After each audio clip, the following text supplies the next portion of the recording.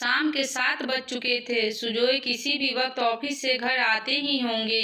मैंने जल्दी से चूल्हे पे चाय चढ़ाई और दरवाजे की घंटी बजने का इंतजार करने लगी। ज्यों ही घंटी की आवाज़ गूंजी, मेरे दोनों नन्हे शैतान श्यामली और श्रेष उछलते कूदते अपने कमरे से बाहर आ गए और दरवाजे की कुंडी खुलते ही पापा पापा चिल्लाते हुए सुजोय की टांगों से लिपट गए। सुजोय ने मुस्कुराकर अपना ब्रीफकेस मुझे थमा दिया और दोनों बच्चे को बाहों में भरकर भीतर आ गए। तीनों के कहे सुनकर दिल को सुकून सा मिल रहा था। सुजोय को चाय देकर मैं भी वहीं पर तीनों के पास बैठ गई। दोनों बच्चे बड़े प्यार से अपने पापा को दिन भर की शरारतें और किस्से सुना रहे थे। सुजोय भी बड़े गर्व से चाय पीते हुए उन दोनों की बातें सुन रहे थे।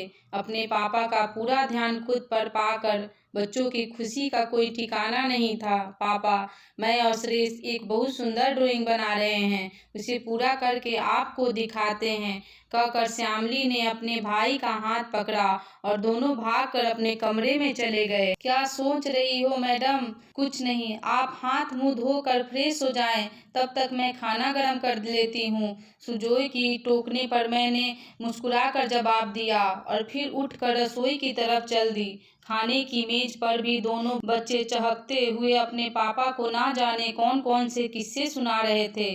खाने के बाद कुछ देर तक सुजोय और मेरे साथ खेलकर बच्चे थक कर सो गए। सारा काम निपटा कर कपड़े बदलने के बाद जब मैं कमरे में पहुंची तो सुजोय पहले से ही पलंग पर लेटे हुए एकटक छत को निहार रहे। बत्ती बुझाकर मैं भी पलंग पर जाकर लेट गई और आंखें बंद करके सोने की कोशिश करने लगी। थोड़ी देर बाद सुजोय ने धीमे स्वर में पूछा, श्रेया नींद नहीं आ रही है क्या? नहीं, मैंने गहरी सांस भरकर छोड़ते हुए जवाब दिया। कोई टेंशन है? नहीं, श्यामली बता रही थी आज उसकी नानी का फोन आया था। क्या कहा माँ ने? कैसी है वे? ठीक है, हम सब का कुशल क्षेम पूछ रही थी। और साकेत कैसा है? उसकी परीक्षा कैसी हुई? वह भी ठीक है, अच्छी हुई। सिर्फ इतनी ही बात हुई? हाँ, तो फिर इतनी खोई हुई उदास सी क्यों हो? मेरी कोई जवाब ना देने पर सुजोय ने मुझे आगोश में भर लिया और फिर मेरा सिर सहलाने लगे। अचानक हुई प्रेम और अपनेपन की अनुभूति से मेरी आंखों से आंसू बह निकले। मैं कसकर सुजोय से लिपट कर फूट फूट कर रोने लगी। सुजोय ने मुझे जी भर कर रोने दिया। कुछ देर बाद जब आंसू थमे तो मैंने हिम्मत करके कहा, कल पापा की बरसी है, माँ ने हमें घर बुलाया है और तुम हमेशा की तरह वहाँ जाना नहीं चाहती। सुजोय ने कहा, आपको सब पता तो है, मैं वहाँ क्यों नहीं जाना चाहती। माँ भी सब जानती है, फिर भी हर साल मुझसे घर आने की जिद करती है। मैंने भराई आवाज से कहा, श्रेया तुम जानती हो ना, माँ बस पूरे परिवार को एक साथ खुश देखना चाहती है, इसलिए हर बार तुम्हारा जवाब जानते हुए भी तुम्हें पापा की बरसी पर घर आने के लिए कहती है। मैं जानती हूँ, मैं माँ को दुख नहीं पहुँचाना चाहती हूँ, उन्हें दुखी देखकर मुझे भी बहुत दुख होता है। अब आप ही बताएं कि मैं क्या करूं? मैंने निराश स्वर में पूछा। अपने पापा को माफ कर दूं? इससे पहले कि मैं विरोध कर पाती, सुजोय फिर बोल पड़े, देखो श्रेया, मैं तुम्हारी हर तकलीफ समझता हूँ और तुम्हारे हर फैसले का सम्मान भी करता हूँ, पर इस तरह दिल में गुस्सा और दर्द दबा कर रखने में किसी का भला नहीं है। तुम अनजाने में ही अपने साथ अपनी माँ को भी तकलीफ दे रही हो। अपने अंदर से सारा गुस्सा, सारा गुबार निकाल दो और अपने पापा को माफ कर दो। मुझे समझाकर कुछ देर बाद सुजोय सो गए, पर मेरी आंखों में नींद का नामो निशान तक न था। बीते कल की यादें खुली किताब के पन्नों की तरह मेरी आंखों के सामने खुलती चली जा रही थी। छोटा सा परिवार था हमारा, पापा, मम्मी, मैं और साकेत। पापा का अच्छा खासा कारोबार था, घर में किसी सुख सुविधा की कमी नहीं थी। बाहर से देखने पर सब कुछ ठीक ही लगता था, पर मेरी माँ की आंखों में हमेशा एक उदासी, एक डर नजर आता था। शुरू में मैं माँ के आंसुओं की वजह नहीं समझ पाती थी, पर जैसे जैसे बड़ी होती गई वजह भी समझ आती गई। वजह थे मेरे पापा, जो अक्सर छोटी छोटी बातों पर या फिर बिना किसी बात के माँ पर हाथ उठाते थे। मुझे कभी पापा का बर्ताव समझ नहीं आया। जब प्यार जताते थे तो इतना कि जिसकी कोई सीमा नहीं होती थी, और जब गुस्सा करते थे तो वह भी इतना कि जिसकी कोई हद नहीं होती थी। पहले पापा के गुस्से का शिकार सिर्फ माँ ही होती थी, पर वक्त बीतने के साथ उनके गुस्से की चपेट में आने वाले लोगों का दायरा भी बढ़ता गया। पापा ने मुझ पर भी हाथ उठाना शुरू कर दिया था।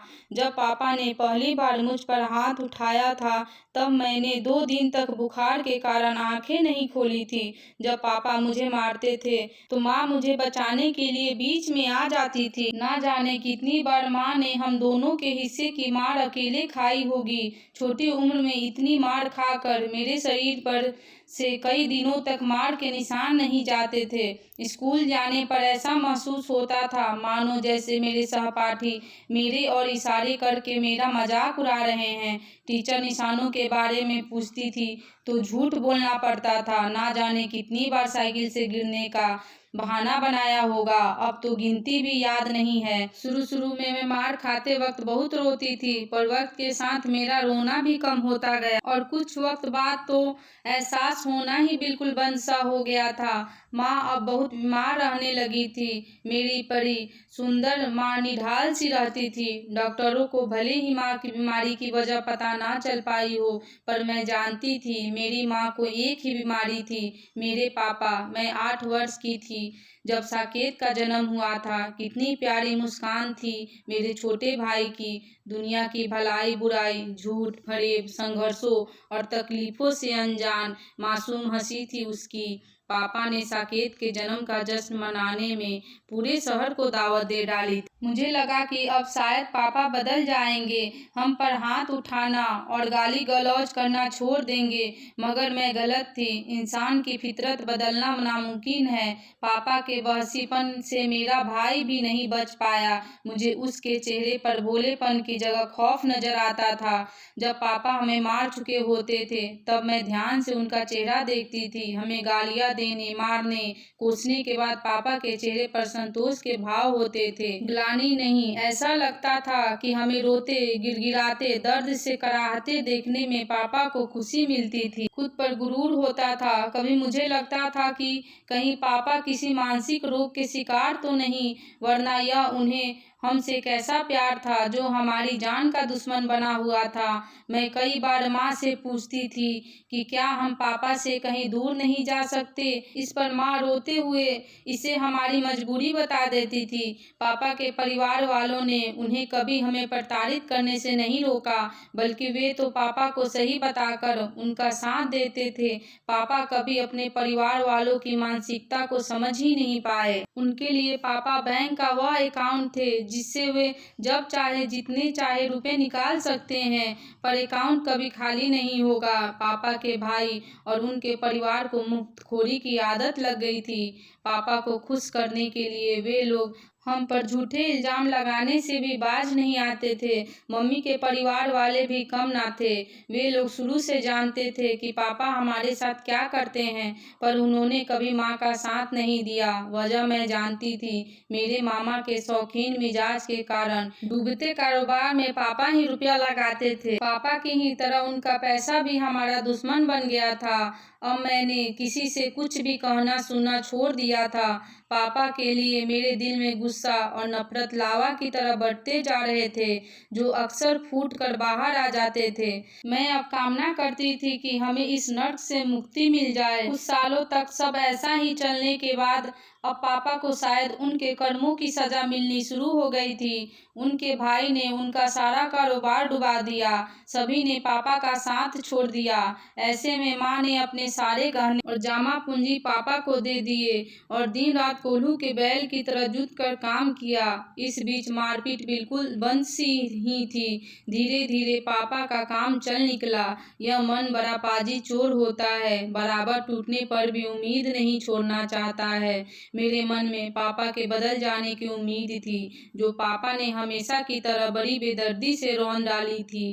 पापा ने फिर से वही रुख अपना लिया था। उन्होंने शायद सांप और बिच्छू की कहानी सुनी ही नहीं थी, इसलिए फिर से अपने धोखेबाज भाई पर भरोसा कर बैठे। बिच्छू ने आदत अनुसार पापा को दोबारा डस लिया। इस बार पापा धोखा बर्दाश्त नहीं कर पाए। जब मम्मी एक दिन मुझे और साकेत को स्कूल से लेकर घर लौटी तो हमने देखा कि पापा पापा ने आत्महत्या कर ली है। मम्मी बेहोश होकर गिर गई। भाई का रोते रोते बुरा हाल था, पर मेरी आंखों में एक आंसू नहीं आया। पापा हमें रास्ते पर लाकर छोड़ गए थे। जैसा कि मुझे विश्वास था, पापा के घर वालों ने हमसे हर नाता तोड़ लिया, और मम्मी के घर वाले तो और भी समझदार निकले। उन्हें यह डर सता गया कि कहीं हम उनसे वे रुपए ना मांग लें जो पापा ने समय समय पर उन्हें दिए थे। हर किसी ने हमें देखकर रास्ता बदलना शुरू कर दिया था। मम्मी गहरे अवसाद की गिरफ्त में आती चली गई। बीमारी के कारण भाई की जान जाते जाते बची। पापा हमसे सब कुछ छीन कर चले गए, पर हमारा जीने का हौसला नहीं छीन पाए। बड़ी मुश्किलों से हमने खुद को संभाला। माँ ने दिन रात मेहनत व संघर्ष करके हमें पाला। हमें कभी किसी चीज की कमी नहीं होने दी। उनकी इसी तपस्या का फल बनकर सुजोय मेरे जीवन में आए। पेशे से अधिकारी सुजोय को मेरे लिए माँ ने ही पसंद किया था। मैं शुरू में उन पर विश्वास करने से डरती थी कि कहीं मेरा पति मेरे पापा जैसा ना हो। पहले सुजोय को जीवन साथी के रूप में पाकर और फिर श्यामली और श्रेष्ठ के मेरे गोद में आने से मेरे सारे दुखों व संघर्षों पर विराम लग गया। माँ भी अब पहले से अच्छी अवस्था में थी। साकेत भी पढ़ाई में अच्छा प्रदर्शन कर रहा था। ऐसे में दिल में सिर्फ एक कसक थी, मैं अभी तक पापा को माफ नहीं कर पाई थी। माँ हर साल पापा की बरसी मनाती थी। वे हमें भी घर आने को कहती थी। हमेशा मुझसे कहती थी कि मैं सब कुछ भुला दूं, पर यह मेरे लिए संभव नहीं था। जब मैं सुजोय को अपने बच्चों के साथ देखती हूँ तो बहुत खुश होती हूँ, लेकिन साथ ही दिल में एक टीस भी उठती है कि क्या मेरे पापा ऐसे नहीं हो सकते थे। सुजोय बहुत अच्छे पति और उससे भी अच्छे पिता है। मैं जानती हूँ साकेत भी एक दिन अच्छा पति और पिता साबित होगा। यादों की दुनिया से बाहर निकलकर मैंने सुजोय की ओर देखा, जो गहरी नींद में सो रहे थे। वे ठीक ही तो कहते हैं, बीती बातों को दिल में दबाए रखकर खुद को पीड़ा देने से क्या फायदा। माँ ने पापा का अत्याचार हमसे कहीं ज्यादा सहा, पर फिर भी उन्होंने पापा को माफ कर दिया। अगर माफ नहीं करती तो उनके जाने के बाद कभी एक मजबूत चट्टान बनकर हमें सहारा ना दे पाती। सिर्फ एक माँ का दिल ही इतना बड़ा हो सकता है।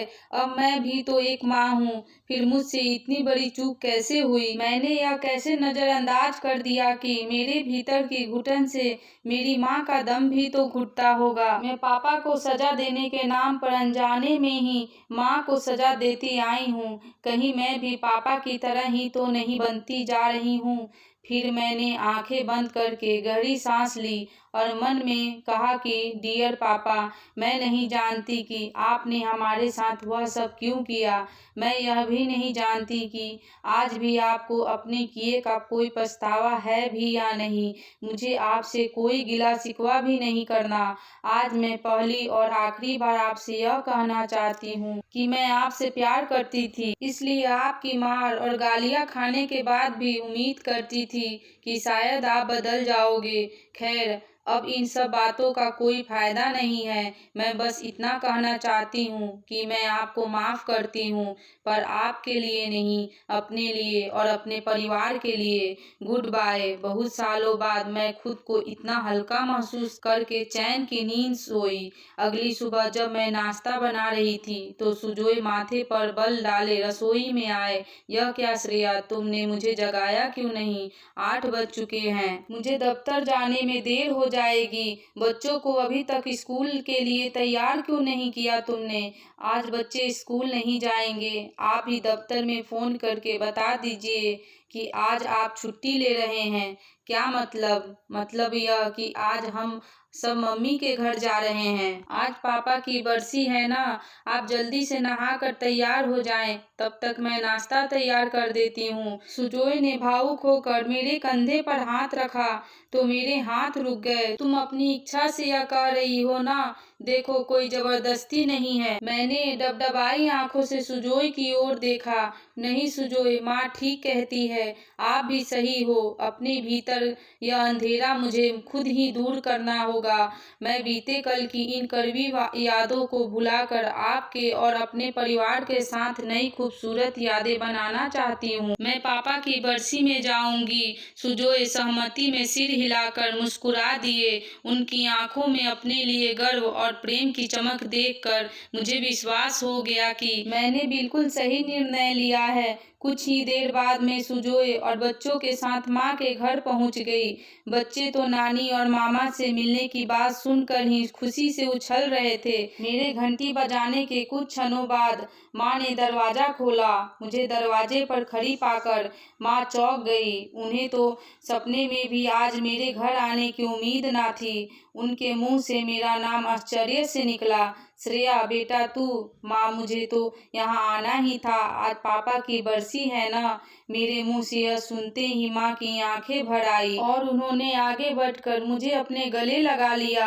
आज बरसों बाद हम माँ बेटी लिपट कर फूट फूट कर रो रही थी और हमारे आंसुओं से सारी पुरानी यादों की कालिक धुलती जा रही थी। दोस्तों, आपको ये कहानी कैसी लगी कमेंट में बताएं और वीडियो को लाइक एंड चैनल को सब्सक्राइब करें। धन्यवाद।